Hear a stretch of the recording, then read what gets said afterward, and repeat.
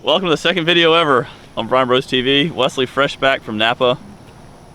Cut short a couple days. Yeah, I mean, I'm here Monday. My flight was supposed to be coming in around this time. I was going to be landing at, what time is it?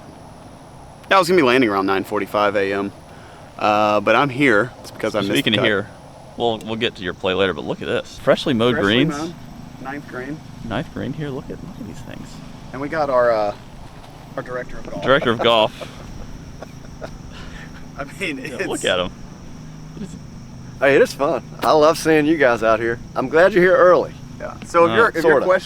questioning our leadership here at Salina Golf Club, by all means, it's 100% warranted. And we don't know what we got here. It might work out great. It might work out really poor. So I don't know. Time will tell. But you wanted a little recap on Napa, George? Yeah, just give us start with round one and work I our way. honestly don't even remember. So I remember the practice round and the prep work and all that stuff.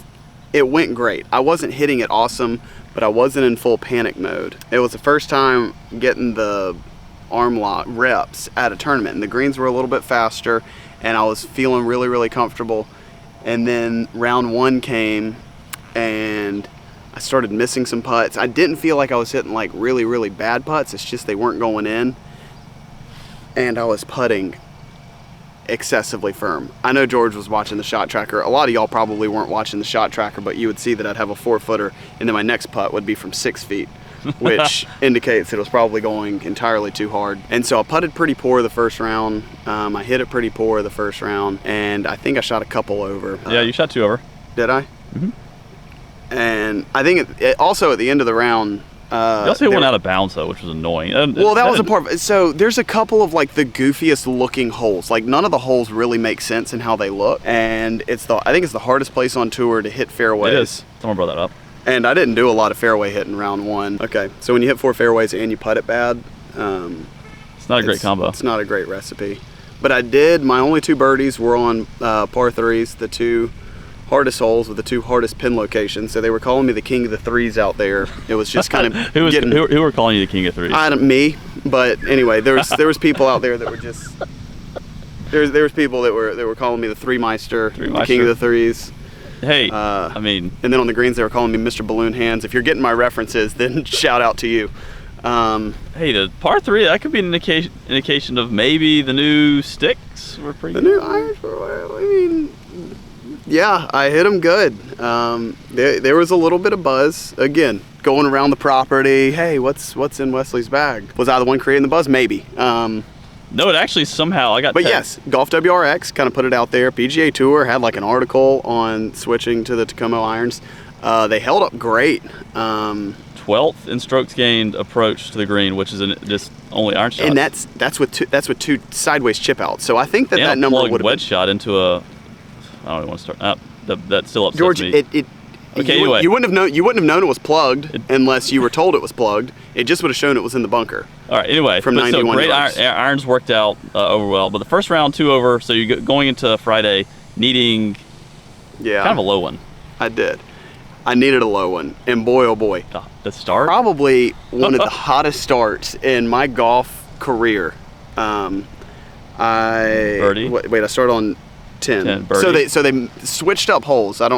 Number 10 is a new hole. Oh, I hit it a horrible little flaily cut hybrid into the rough. One of the worst swings of the week. And then a heater 8-iron over the green. Then I chip in. So I'm thinking like, oh wow, we're kind of off to the races. 1 under through 1. And then the next hole, par 3, hit it to like 2.5, 3 feet. Tap it in. Yep. 2 under through 2.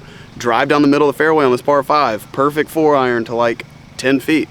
Brush that in for eagle. And then, so now I'm 4 under through 3. Next hole, hit a wedge to like a couple feet, tap it in. I'm 5 under through 4. Next hole, I almost fly a wedge in the hole, and it spins back to the right like 8 feet, perfect putt, lip out, no big deal. Next hole, wedge, almost fly it in the hole, skips a little bit past the hole, lip out, no big deal. And so we're really starting to cook. And then I had a 3 putt. Things really cooled down. And then I missed like a 4-footer for birdie, 5-footer for birdie on. That was the par 5. It was like par 5. It was like 8 feet for birdie, or 6.5 feet. That's what it said. The aggressive lip out one.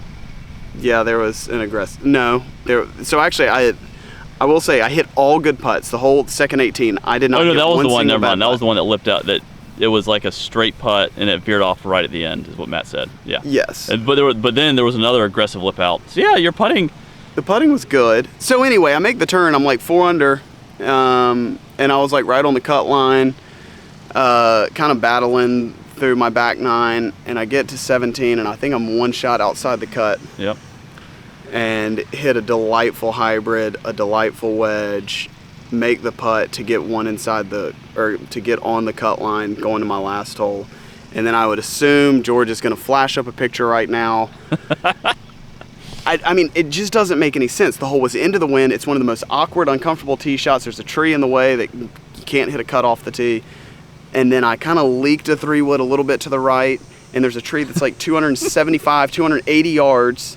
And I've hit like a little heely cut, and it lands in the first cut and then bounces like going towards this tree, and everyone's like, oh no. And I was like, dude, I hit 3-wood and it's pretty far. There's no way. Get up there. Trust me, there's a way. It's jammed so in behind this tree. Yeah. Got to chip out sideways, then lay the sod over and 8-iron, and then don't chip in. And then we sat around. The cut started to come back to me a little bit, got within 2 people, and then some people made birdies. So anyway, missed cut. So anyway, I mean, but it feels like it's been a very good stretch of golf. Yeah. Starting at the John Deere, I missed the cut by 1, feeling like I played great, and then made a few cuts in a row, and then missed this cut by 1, feeling like I played fairly average. Game's in a good spot. Hey, but we have, you're driving. It's not bad. It's what like your missed fairways were really not that bad this week, but we have a plan. You're gonna hate it or maybe love it. But guys, we have a plan that we're gonna get Wesley's driving back to maybe not my level, but it's gonna be an elite. It's already at your level, Oh, George. stop it. We're gonna get Wesley to an elite level, and should we reveal? No, not yet. We might have to drop another practice video. Yeah. So anyway, we're gonna try and get back. But yeah, your game's good. I mean, 200 in tour event, like playing and also, average. I'll tell you what I want to do. I'm going to see if Scott's going to be in town this week. I'd love to just mash up this video as well to give a little cardboard rundown. If that doesn't happen, he was just leading the tournament in Nashville, the Corn Ferry event, that he was the last man in the field, and then things didn't end up working out for him. He ended up finishing 12th, so he didn't get into the next Corn Ferry event. He needed to finish probably like 9th or 8th to get into that. But hey, anyway, he made a run. He made a run. I mean, you guys saw it. Our partnership, our mojo, our vibe, it spurred him on. So he's probably going to cruise through Q School. Speaking of that, that's where I'm headed right now. When you watch this video, I will be up in Charlotte at first stage. Yeah, I called George like an hour ago and was like, oh, I'm on my way to the golf course. He goes, oh, where are you going? I said, Selena, I just want to check out some stuff. I was like, you should stop by, because I know he's driving through kind of Columbia-ish to go to Charlotte. And then he just said, whatever. And then last minute decision. Yeah, I was looking at time. I was like, I'm going to get there, like, let's be real. How many hours do I need to play practice round? Also, thoughts on Celsius? Everyone's drinking it. Yeah. And also, shout out to Olkai. Yeah, Olkai has got some fresh ones for Q School this week. So anyway, we should be having another course update maybe in a few weeks. Probably 2 weeks. I got to get back from Q School. But yeah. Well, I know, but what I'm saying is the next one might be a play. We might have holes cut in these greens. We might have first match out here at Selena Golf Club. But until then, second video, Bryan Bros TV. Yeah, a little recap. I wish we had better news for you, but we don't. Off Q School. Hey, play well. Hey, this week, enjoy Selena Golf Club. See ya.